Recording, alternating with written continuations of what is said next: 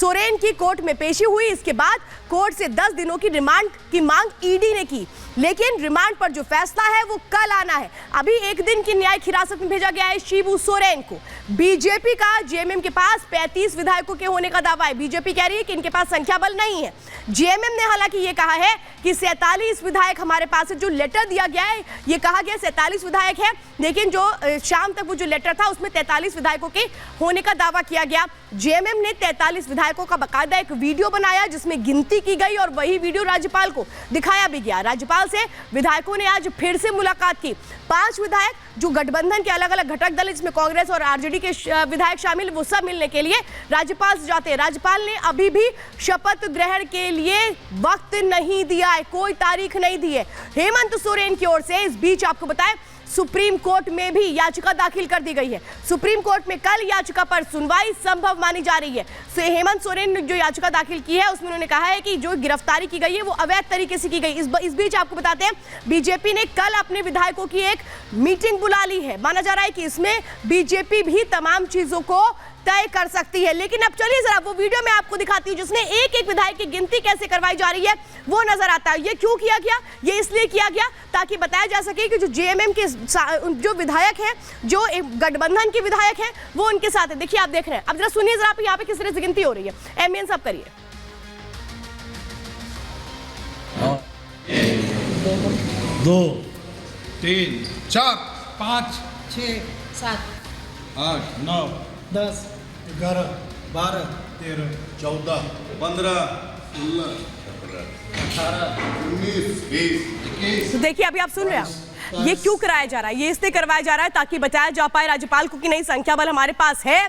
जो बातें कही जा रही थी कि कुछ विधायक गायब है, 13 विधायक गायब है, ऐसा बिल्कुल भी नहीं है। वो तमाम विधायक जो हिस्सा है जेएमएम का, जो घटक दल जिसमें कांग्रेस है, आरजेडी है, उनके जो विधायक हैं वो भी इसी के साथ है, क्योंकि 17 कांग्रेस के विधायक है, 1 आरजेडी का विधायक है, वो सबके सब इनके साथ है। क्योंकि आज दोपहर में खबरें निकलकर सामने आई थी कि कुछ ऐसे विधायक हैं जो एक तरह से कहें कि नाराज है और वो विधायक साथ में नहीं है। वो विधायक कहां है, उनसे संपर्क नहीं हो पा रहा था, ऐसी खबरें आ रही थी। और यही वजह है कि जेएमएम को शाम होते होते तक ये वीडियो रिलीज करना पड़ा ताकि वो बता पाए कि अल्पमत में नहीं है सरकार, बहुमत में है सरकार। और इसी दावे को लेकर के वो राजभवन पहुंचे राज्यपाल से मिलने के लिए। लेकिन ये सियासी घटनाक्रम कहता क्या है, किस ओर इशारा करता है और झारखंड की भविष्य अब किस ओर जाता नजर आता है, स्टूडियो की रिपोर्ट देखिए।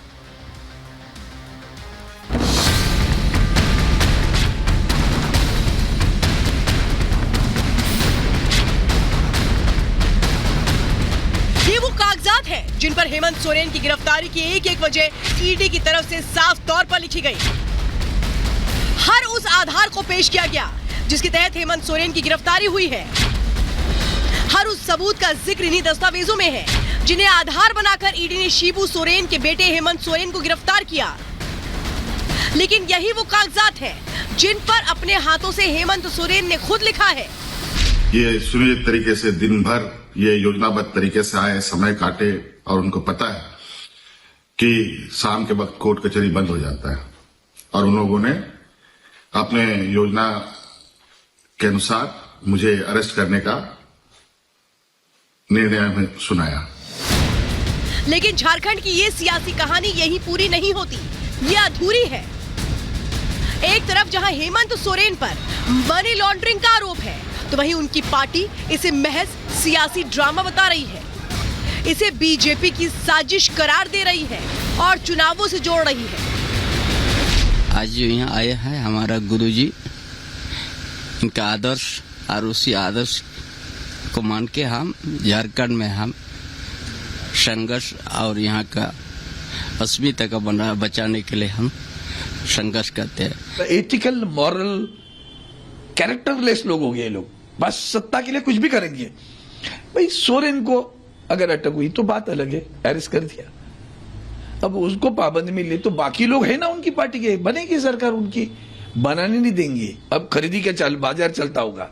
ये साजिश सब जानते हैं, ये घिनौने साजिश बहुत पहले से रची गई थी। वो सोचा था कि इस साजिश से सब कुछ उनके हाथ में आ जाएंगे, लेकिन दुर्भाग्य की बात है कि नहीं, उनके हाथ नहीं लग पाए अभी तक। बीजेपी ने इन आरोपों पर दो टूक कहा कि जो भ्रष्टाचार करेगा उसे बख्शा नहीं जाएगा। ये जो भ्रष्टाचार करेगा वो बख्शा नहीं जाएगा। ये मोदी है, न खाएगा न खाने देगा। ईडी अपना काम कर रही है। भ्रष्टाचार के इल्जाम थे हेमंत सोरेन पे, और जिस तरह का स्कैम हुआ था उसमें उनको ये अंजाम होना ही था। राजनीतिक क्षेत्र में स्वच्छता अभियान ये सफल हो जाएगा तो हमारा निश्चित मत है पूरे देश के अंदर पूरा देश जो है स्वच्छ हो जाएगा।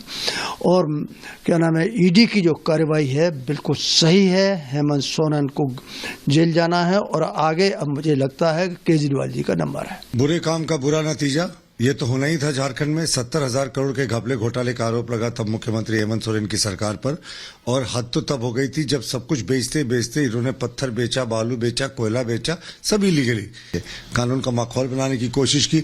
40 घंटे तक गायब रहे और उसके बाद झारखंड आते हैं और फिर बड़ी मुश्किल से पूछताछ होती है ईडी से और उनकी गिरफ्तारी हो जाती है। कि काश मुख्यमंत्री ने जो शपथ ली थी ईमानदारी की, कानून और संविधान के प्रति आस्था और निष्ठा की, उसका पालन करते तो ये दिन देखना नहीं पड़ता।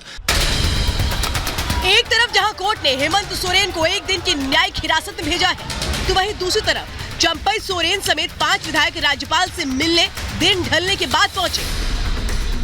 कांग्रेस के आलमगिरी, माले के विनोद सिंह, कांग्रेस के प्रदीप यादव, आरजेडी के सत्यानंद भोक्ता ने राजभवन की तरफ चंपई सोरेन के साथ कदमताल की। सरकार बनाने के लिए नेता किया जाए, इसके लिए हम गया था। सर, अब तक शपथ लेंगे राज्यपाल से, क्या बात हुई है चंपई जी? हमने कहा कि नया सरकार बनाने के जल्दी पहल किया जाए। इससे पहले सर्किट हाउस में विधायकों की गिनती कराते एक वीडियो जारी किया गया, जिसमें 43 विधायकों की एक एक कर गिनती की गई और जेएमएम की तरफ से ये दावा किया गया कि उसके पास सरकार बनाने के लिए पूरे विधायक हैं। साफ है, हेमंत सोरेन अब झारखंड के पूर्व सीएम हो चुके हैं। गिरफ्तारी से पहले ही उन्होंने अपने पद से इस्तीफा दे दिया, तो जेएमएम राज्य में अपनी सरकार बनाकर रखना चाहती है। उसी के तहत हेमंत ने गिरफ्तारी से पहले इस्तीफा भी दिया, क्योंकि उन पर लगे भ्रष्टाचार के आरोप अपनी जगह है और ईडी की कार्रवाई अपनी जगह, लेकिन इन सब के बीच झारखंड की राजनीति अपनी जगह है, क्योंकि असली खेल चुनावी राजनीति का ही है। Bureau report, Republic Bharat. तो देखिए, एक तरफ ये कहा जा रहा है कि चंपई सोरेन के पास जादुई आंकड़ा है, तो फिर सवाल ये है कि जो विधायक उनको हैदराबाद ले जाया जा रहा है उसका विरोध क्यों किया जा रहा है, जैसा बीजेपी का दावा है। बीजेपी कह रही है 4 ऐसे विधायक हैं जो विरोध कर रहे हैं, जो कह रहे हैं हम नहीं जाएंगे। लेकिन अब चलिए जरा मैं बात करती हूँ जादुई आंकड़े की। वो जादुई आंकड़ा क्या है? चंपई के पास जो जादुई आंकड़ा है वो कितना होना चाहिए? 43 होना चाहिए। जो वो कह रहे हैं कि हमारे पास पर्याप्त संख्या बल है, 43 विधायक हमारे पास है। हेमंत सोरेन का समर्थन विधिवत आ जाएगा। कुछ एमएलए अस्पताल में हैं, लौट कर आएंगे तो 46 और 47 भी हो जाएगी हमारी संख्या बल। कल 8 से 8:30 बजे तक सरकार बनाने का दावा पेश कर दिया गया था। कल हमने देखा था कि जब गिरफ्तारी हुई थी हेमंत सोरेन की, उससे पहले कैसे दावा पेश कर दिया गया था। जल्द ही गठन करने की जो प्रक्रिया है वो प्रारंभ की जाएगी, ये कहा जा रहा है। अभी फिलहाल चंपई सोरेन की तरफ से राज्यपाल ने बहुत जल्द निर्णय लेने की बात की है, क्योंकि आज शाम को राज्यपाल से मुलाकात भी की गई थी और उसी के बाद जो बातें कही गई है चंपई सोरेन की तरफ से वो मैं आपको बता रही हूँ। कह रहे कि राजभवन की तरफ से कल जवाब आने की उम्मीद है, लेकिन अगर कल जवाब आता है तो फिर उन विधायकों का क्या है जिनको लेकर के हैदराबाद जाने की कोशिशें हो रही हैं। इसीलिए मैं आपको बता रही हूं कि बहुत कुछ ऐसा है जो फिलहाल क्या सामने आना अभी बाकी है।